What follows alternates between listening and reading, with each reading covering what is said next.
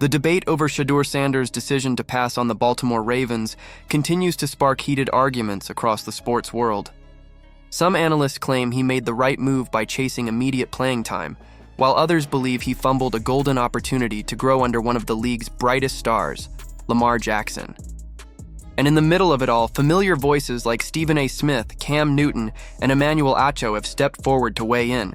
What emerges is a fascinating clash of perspectives, each one shaping how fans and experts see the young quarterback's future.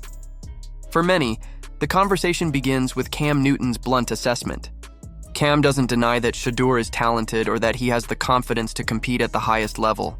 But in his eyes, the best situation for Sanders wasn't Cleveland, wasn't New York, and wasn't Buffalo. It was Baltimore. For Cam, the logic is simple. When you have the chance to sit behind Lamar Jackson, a player considered one of the most electrifying quarterbacks in the history of the NFL, you take it. You learn, you watch, and you absorb everything that comes with being in the presence of greatness. Newton emphasized that this was about more than just football mechanics. Lamar Jackson is not only a former MVP but a cultural icon in Baltimore. He's handled pressure, criticism, and expectation at a level that very few athletes can relate to. In Cam's eyes, the wisdom Shadur could have gained off the field, learning how to balance fame, lead a locker room, and shoulder the burden of being a franchise star, might have been just as valuable as anything he could do on the field. Passing that up, Cam argued, was a mistake. But then came Stephen A. Smith, with a counterpunch that reframed the entire debate. According to Stephen A., Shadur Sanders' choice wasn't reckless or arrogant, it was realistic. Look at the facts, he said. Lamar Jackson is only 28 years old, in the prime of his career, and signed long-term as the face of the franchise. Barring an injury, Shadur would be holding a clipboard for years, maybe his entire rookie contract. That's not development, that's stagnation. And then Stephen A. dropped the stat that has been at the heart of this debate from the beginning, a 72% completion rate in college. That's not average, that's elite. That's the mark of a quarterback who has the accuracy, poise, and football IQ to lead an NFL offense sooner rather than later. For Stephen A., it was only natural that Sanders wanted to play. He didn't spend years carving out a reputation as one of the top prospects in the country just to sit in the shadows, waiting for a slim chance that Lamar might miss time. Instead, Stephen A. argued, Sanders made a calculated move. He looked for a franchise where the door might open more quickly. A place like Cleveland, where Joe Flacco's age and Dylan Gabriel's inexperience created uncertainty. Or a place like Cincinnati, where Joe Burrow's injury history raised the possibility of an early opportunity. In Stephen A.'s mind, this wasn't about dodging competition. It was about positioning himself to succeed as quickly as possible. But critics weren't satisfied. Emmanuel Acho stepped in with a perspective that leaned heavily on NFL history. He pointed to Tom Brady, drafted in the 6th round, sitting behind Drew Bledsoe on a Patriots team that already had its future mapped out. Brady wasn't promised anything. He wasn't given guarantees. Yet when his moment came, he seized it, and the rest became history. According to Acho, the Ravens could have been Shedur's Patriots. Lamar could have been his Bledsoe. And that one twist of fate, a single injury, a single opportunity, might have set him on a path to greatness. For Acho, Sanders' mistake wasn't in chasing playing time.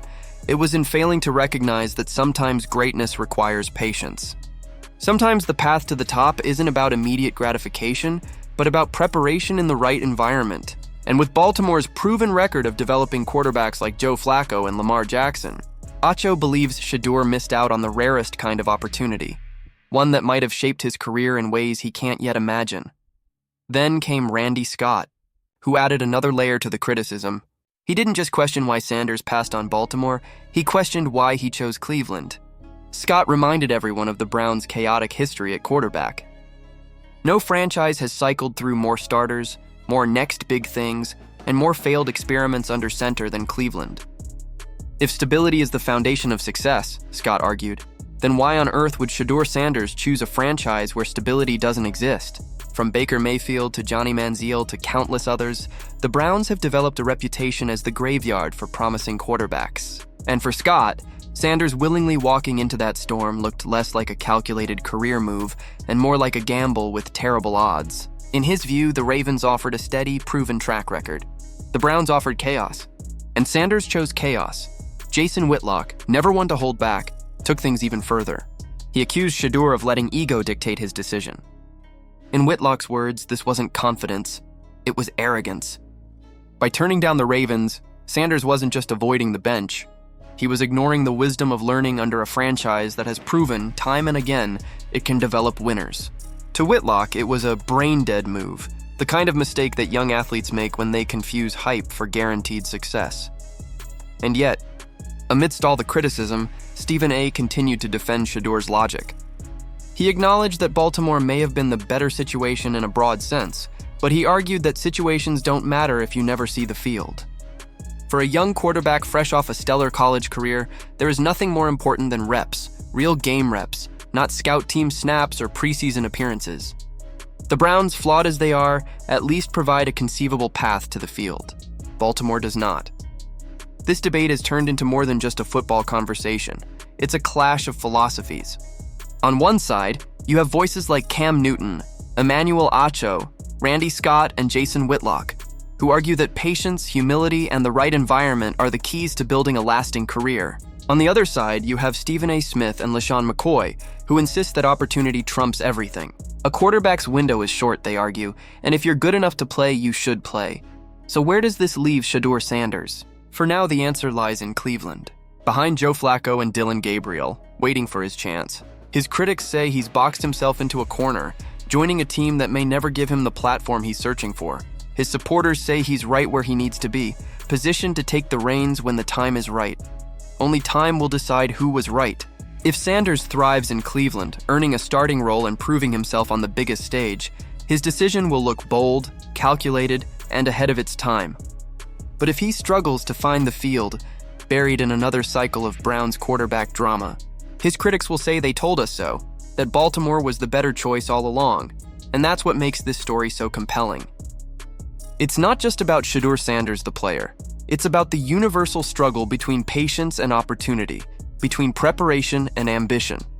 Do you wait and learn under greatness, hoping for your moment? Or do you gamble on a quicker path, even if it comes with greater risk? In the end, Shadur Sanders has bet on himself, and if history has taught us anything, sometimes that's all it takes. But what do you think, fans? Did Shedeur make the right call by passing on the Ravens, or was it a missed opportunity to grow under Lamar Jackson's shadow? Should young quarterbacks chase immediate playing time, or should they prioritize development under proven franchises like Baltimore? And do you believe the Browns can give Sanders the stability he needs, or is this decision destined to haunt him? Drop your thoughts in the comments below, and don't forget to like, share, and subscribe for more deep dives into the biggest debates shaping the world of sports.